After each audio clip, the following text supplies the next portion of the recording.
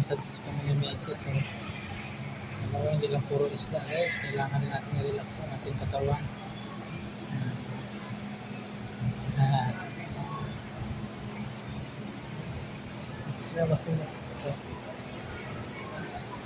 Ano mo si Mrs. guys?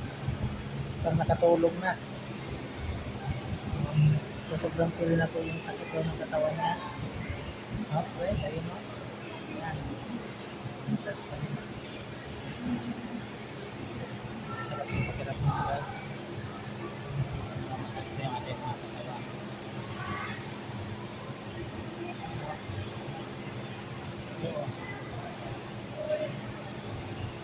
Sarap sa katawan guys. Pinagbigan ng katawan para ma-relax ito.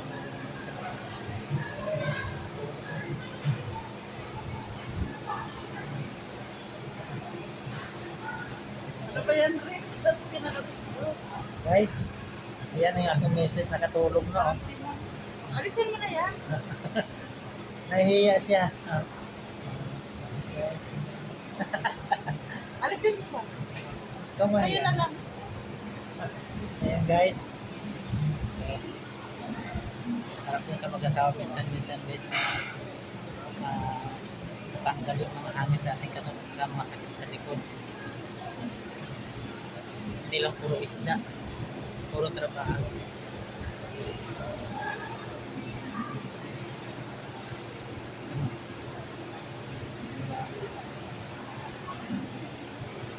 Guys, maraming salamat sa inyo.